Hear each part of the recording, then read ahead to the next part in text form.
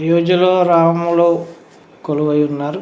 108 అడుగుల అగరొత్తిని, 2100 కిలోల గంటను, 1100 కిలోల పంచలోహ మహాదీపాన్ని, బంగారు పాదుకలను, 10 అడుగుల తాళం చెవులను, ఏకకాలంలో 8 దేశాల సమయం చూపించే గడియారము ప్రాణప్రతిష్ఠ జరిగింది. కాబట్టి ఇవన్నీ రాముల వారికి కానుకలుగా వచ్చాయి.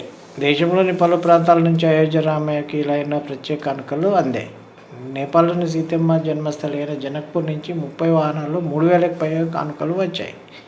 శ్రీలంక నుంచి వచ్చిన ప్రత్యేక ప్రతినిధి బృందం వారి దేశంలో ఉన్న అశోకవనం నుంచి శిలను తీసుకుని వచ్చింది.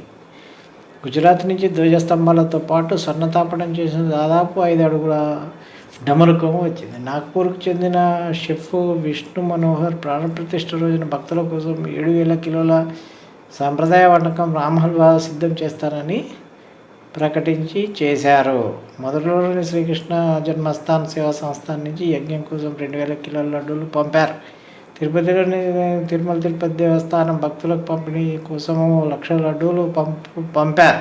గుజరాత్లోని సూరత్ నుంచి సీతమ్మకు ప్రత్యేక చీర, కంఠహారం పంపారు. సుగంధ ద్రవ్యాల పరిశ్రమకు చెందిన యూపీలోని కన్నౌజ్ నుంచి ప్రత్యేక పరిమళ ద్రవ్యాలు, పన్నీరు అయోధ్యకు పంపినట్టు కన్నౌజ్ అత్తర్స్ అండ్ పెర్ఫ్యూమ్స్ అసోసియేషన్ అధ్యక్షుడు పవన్ త్రివేది తెలిపారు.